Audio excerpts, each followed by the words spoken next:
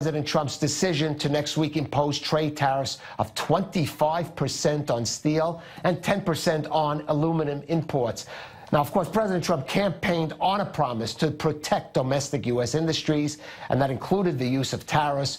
But this move is being widely criticized, even by his Republican and conservative supporters. Nations that send steel and aluminum to the U.S., such as Canada and China, are slamming the move and discussing countermeasures. And Trump today threatening full-out trade war, saying we will soon be starting reciprocal taxes so that we can charge the same thing as they charge us. $800 billion trade deficit. Have no choice. Well, for more on this, we're going to be joined from Washington by Stan Voiger, an economist at the American Enterprise Institute. But let's just start in the studio with our Asher Westropp-Evans. Asher, talk to us about some of the international reaction we're getting, and also to give us some clearer picture when we talk about especially steel, what we're talking about here. All right, so Kalev, this move, characteristic of the Trump presidency, has come suddenly, abruptly, and has shocked large sections of the world. Seeing international reactions all around the world being upset, angry, and frustrated at this sudden and abrupt move. Let's take a listen to some of what people are saying. We strongly regret this step, which appears to represent a blatant intervention to protect U.S. domestic industry and not to be based on any national security justification. Protectionism cannot be the answer to our common problem in the steel sector. What has upset many WTO members is exactly the unilateral practice and voices from the United States. Here we'd emphasize that as important members of the WTO, both China and the United States need to safeguard the authority of the WTO rules.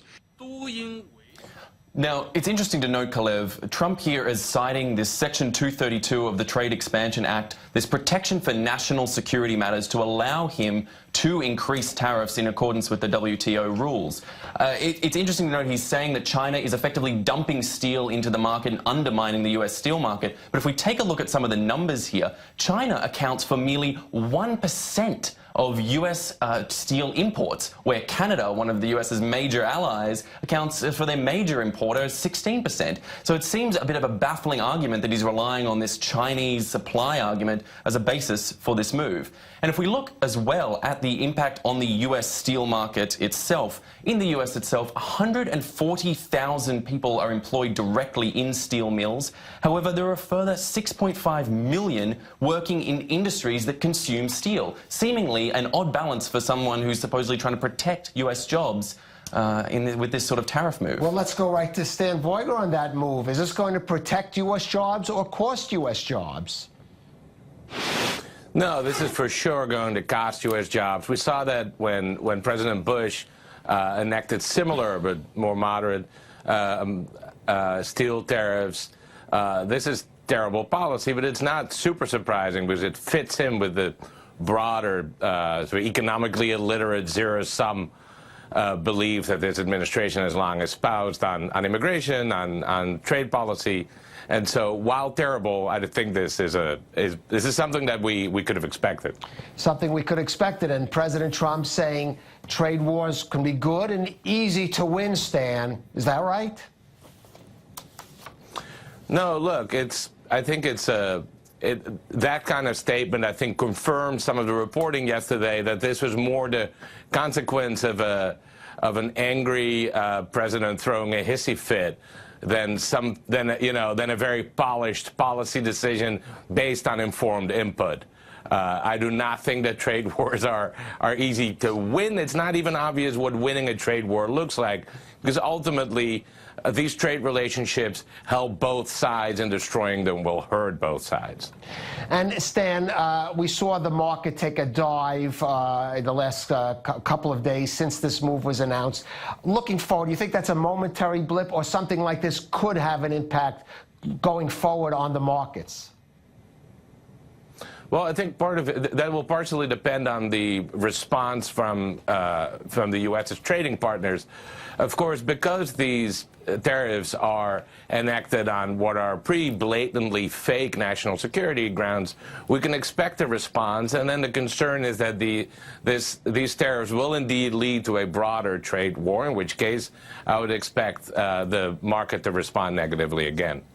Well, Asher, let's pick up on that. You mentioned that China is actually not a big player here. But one country right to the north of America, Canada, they are already talking about taking measures here. Exactly right. Trudeau is incredibly frustrated. He's already come out with statements saying that this, can damage sort of relations between the US and Canada. Likewise, in the EU, we've just had statements within the last hour of Jean-Claude Juncker, head of the European Commission, come out and saying that the EU might put forward tariffs on Harley-Davidson's whiskey and blue jeans. I mean, clearly targeting making a very pointed American target right there, that this is something that they're taking very seriously. Stan, the Wall Street Journal today, it's been a big supporter of President Trump, their editorial criticizing him, seemingly to hold perhaps the possibility that this policy could be changed before it's enacted sometime next week. Do you think there's really a chance of that if the outcry is strong enough? I think there is. I mean, look, let's not pretend that this was a well-considered, well-rolled-out policy decision. I think the chaos we saw yesterday, in a sense, inspires some hope that the eventual policy will not be as broad-based as it looks like now, and that, a bunch of countries will be exempted. Implementation will be delayed. But I think that's the sunniest possible scenario.